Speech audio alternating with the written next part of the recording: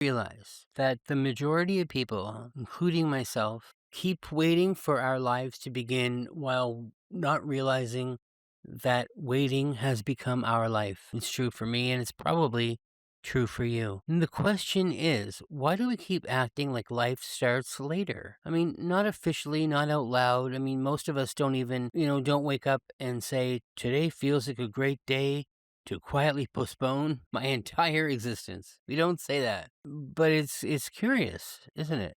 Saying something like that would be too upfront and engaging. But we do it. We say, I'll start when, I'll change when, I'll be happy when, I'll deal with that thing down the road about that other person in that place. But here's the thing, things never really calm down the way that we imagine or hope that they will. They just change, and when doesn't come. I noticed it this morning. I woke up feeling like I hadn't slept at all. Exhausted that when your alarm goes off, instead of getting up, you enter into negotiations with it. You start with just one more hour. What difference could one more hour make?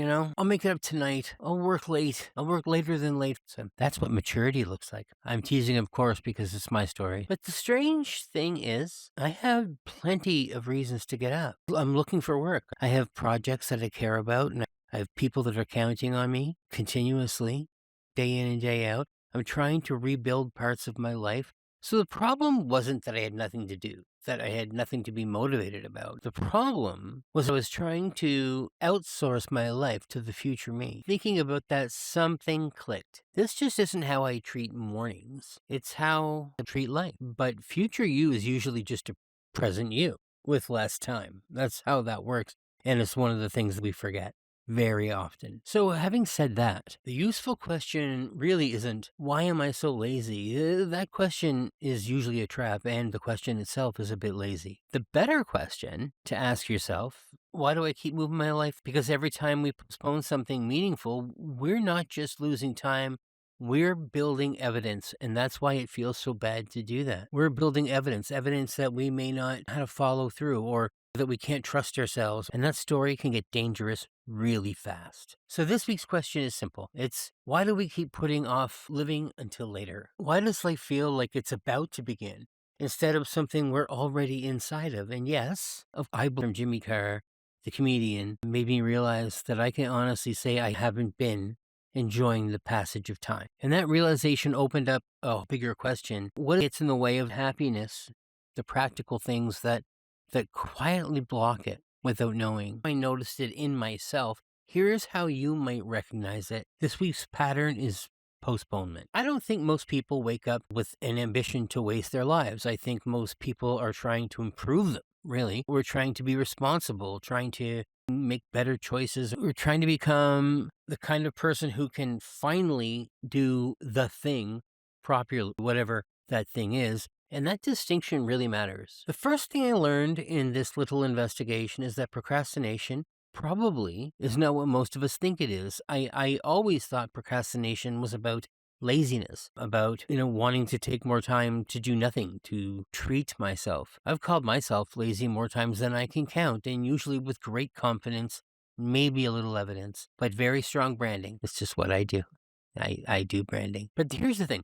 Most psychologists often describe procrastination much differently. They describe it as an emotional regulation problem. Say that twice. In plain English, that means we're not always avoiding the task, we're avoiding the feeling the task creates. Fear, failure, uncertainty, overwhelm, perfectionism, shame, boredom, ineffectualism, being a fake, all of those things. The task is just standing there, holding the emotional grenade, so we avoid the task. That doesn't excuse avoidance, and it doesn't magically fix it either, not even close, obviously, but it changes the starting point. It changes where we leap into the problem from, because you solve laziness one way, you solve fear another. They're different. And if you diagnose the wrong problem, you keep giving yourself the wrong solution. Back to the second thing, I don't only procrastinate things that would make sense. Nobody is shocked when they procrastinate cleaning the fridge. That's not a personality flaw. That's a hostage situation with Tupperware. But I also postpone things I actually want. I mean, writing and creating, applying for jobs, treating my partner better, treating the family as a whole better, calling people I care about, doing the things that I actually would think would move my life forward. I postpone all of those. But moving on, I think that's where procrastination gets really sneaky because meaningful things come with risk. That's just the way that it is. If you write something, someone might hate it. If you apply, you might get rejected. And if you make the call, you may not get the response that you wanted, but we keep going, we keep trying, we keep pushing, or we're going to be stuck looking up from the bottom of the hole and rebuilding. You might find out where you really stand. So sometimes procrastination is not protecting us from work, it's protecting us from disappointment. I've said this openly and repeatedly in the past. I don't know that I am right about any of this. I'm in an investigation. In any case, those things are useful to know because if you keep avoiding meaningful things, you might start thinking the problem is discipline. But the real problem might be, I don't know, exposure. You're exposing yourself to this strange judgment, to uncertainty, to the possibility, that something could possibly matter and still might not work, which is very true. That's not small. That's why just do it is often terrible advice. The third thing is the one I've been thinking about most, honestly. Maybe procrastination isn't really the problem. Maybe the problem is postponement. Maybe postponement is a greater threat to our productivity and our sense of self than procrastination. Postponement or procrastination delays a task. Postponement delays a life. Comes with significantly larger baggage, more anxiety. Again, they are related, but they're not the same, and I think that's important to recognize. I can procrastinate updating my resume. I can postpone behaving and believing that I'm allowed to want more for myself. One delays action, and the other delays identity. And that part gets damn expensive. And hell, later is dangerous because it sounds responsible. Later sounds like planning. Later says not now, but soon. I'm not avoiding it. I'm just waiting for the right time. I'll begin when I'm ready. I need time to think about it. I'll be happier when life is more stable. Later. But later can become a place where your life quietly goes to sit down, and if you're not careful, it gets very, very comfortable there. This is the part I don't love admitting. When I keep postponing things that matter to me, I don't just lose time. I lose a little trust with myself. I mean, not all at once, not dramatically. It's smaller than that. A promise gets made and then another. And eventually my brain starts building a case. See, you don't follow through. That's a dangerous story because once you believe you don't follow through, starting gets even harder. So again, the useful question is not what is wrong with me. The useful question is what feeling am I trying not to feel? That gives you somewhere to start. Gives you a starting point, right? It's something you can identify. If you're avoiding disappointment, that's different from being lazy. If you're avoiding uncertainty, that's different from not caring. The behavior may look the same, but the reason underneath it changes, and it changes how you might fix it. So I don't have the perfect answer, which is convenient. I wasn't in danger of having one, just so you know. But I do have 3 small experiments, not life hacks, and not like a transformation plan. Not wake up at 5 a.m. and become a productivity monster with abs. Who has the energy for that? It just seems like so much work. So no, not that. Just 3 experiments to test the pattern that I'm recognizing. So experiment 1. I'll be happy when I lose weight, when I have more money, when the house is clean, when I'm less tired, all of those things. The point is not to shame yourself. The point really is to notice how often your mind postpones or pushes, life into the future so you don't have to deal with it today. Because sometimes when is real. Sometimes there are practical things that genuinely need to change. Money matters and work matters, health matters, rest matters. This is not about, pretending circumstances don't affect happiness. They do. They really do. And happiness is always parked one condition away. You may never actually arrive because the condition changes. The finish line moves and your brain says, great. Start over, repeat. In any case, make note of your move to the future moments. Make note of them so we can come back to that. Experiment number 2, simple. Ask yourself this question. What am I waiting for permission to begin? What are you treating like it requires approval when it just requires a first step? Make note of that too. Because permission to do the things you want, sometimes it it sounds like I just need to get a bit more organized. I mean, which may be true. Or it maybe if you're wearing a clipboard, preparing to begin, postponing beginning becomes its own form of not starting at all. And third and final experiment, choose one meaningful thing you've been postponing, not the biggest thing, not the scariest thing, not the thing that requires a vision board, 3 mentors, special permit, and a parking license. Just one meaningful thing. Then, spend 15 uninterrupted minutes on it every day or week, whichever, doesn't matter. 15 minutes, uninterrupted, phone off, TV off, quiet thinking. 15 minutes matters because it changes the evidence. It tells your brain, I did show up, I did begin, I made a move, I can be counted on. And when you keep one small promise to yourself, you start changing the story. Not with drama, with literal evidence. I've done something, I promised I would do it, I've done it, I can be counted on. The story is changing. That's it. Not because life is simple. It's not even close. Life is complicated. It's ugly sometimes. It's rude. It's heavy. It's difficult. It's not for the faint of heart, as they say. These experiments give you a way to stop living later. You've been postponing, not the biggest thing, not the scariest thing, not the thing that requires a vision board, 3 mentors, special permit, and a parking license. Just one meaningful thing. Then, spend 15 uninterrupted minutes on it every day or week, whichever, doesn't matter. 15 minutes, uninterrupted, phone off, TV off, quiet thinking. 15 minutes matters because it changes the evidence. It tells your brain, I did show up, I did begin, I made a move, I can be counted on.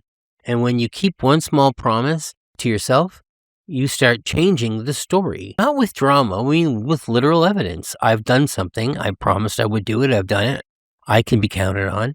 The story is changing. That's it. Not because life is simple. It's not even close. Life is complicated. It's ugly sometimes. It's rude. It's heavy.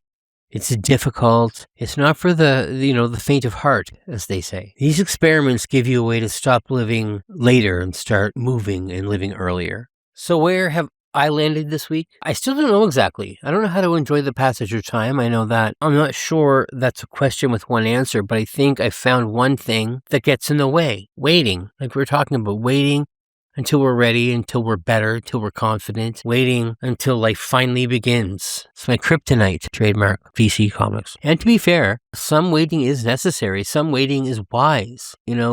Leaping before you look is not smart. Some seasons really are about recovery or survival or getting through the thing directly in front of you, one step at a time, right? So this is not an argument against patience. It's an argument against hiding inside patience, because sometimes we call it patience when in actuality, fear is probably the same thing, but just with better manners. Consider that. So maybe the question is not, am I wasting my life? This is a bit dramatic for a Tuesday, but maybe the question is, where am I treating like later is the safer version of now? What am I postponing? Where in my daily routine do I push things to the side, and not because they don't matter, because, they often do. When I'm waiting to feel ready, what does that feel like? Do you think you'll ever feel ready without moving? No, you won't. I'm going to pay attention to that, not judge it, not turn into another sort of reason to be disappointed in myself situation. I've got enough of those. I'm just going to notice it, because noticing is useful. Noticing interrupts autopilot. A lot of postponement runs on autopilot. It's not intentional in any way. It depends on you not looking too closely. So this week, I'm going to look close. I want to take great deep stock in the actions that I take, the motivations that drive them, and try to understand who is at the wheel, if not me. And that's what this channel is really about. Again, it's not certainty, not polished wisdom for someone who has clearly mastered being alive. Again, adorable. Certainly isn't me. This is more of an investigation. As I said, investigation. What helps us live while we're living? What gets in the way? What stops you? What are your monkey mind monkeys saying? Are you repeating without noticing? And what small experiments might actually help? What small things can we do that could actually help? So if you're wrestling with this too, I'd love to hear from you. Not because I'm looking for the right answer, and I'm not convinced there is one, to be honest with you. I'm looking for patterns. I want to see patterns. You recognizing your day. What event compounds onto another event, which then catalyzes another event, which then ends up with this gigantic slew of a gigantic situation based on all of the smaller ones before it. I'll share mine with you, absolutely. I'll share everything. I have no filter. I would like to hear some questions or thoughts on the things we've been talking about, because maybe enjoying the passage of time doesn't start with fixing your whole life. Maybe it starts with noticing where you keep postponing it. Maybe it starts with one small promise, one honest question, one meaningful 15 minutes, not later, now, or at least after coffee. I mean, I'm not unreasonable, right? I'm not a monster. So leave your comments down below. I want to hear what you're thinking. I want to hear how you feel about what we discussed today. I want to hear your answers to those questions. Do your exercises, share them with me, and I'll update you on what's been going on in the last 2 weeks of my life, because it's important that we're on the same playing field, that I know you and you know me, and we're being honest, and I'm willing and prepared to do that. I actually look forward to it because I have a lot of questions and a lot of need to become more than I am right now. Maybe you can help me get there, and maybe I can do the same for you. So, in any case, subscribe if you want. Please do, though. Like the video if you can. I'd appreciate it. That's so much. And leave your comments down like there. And I'll answer every comment or question that's asked. Or mostly questions. I'll answer any question you ask me. So leave the questions, leave the comments. Let's get on to it. And I will see you next week.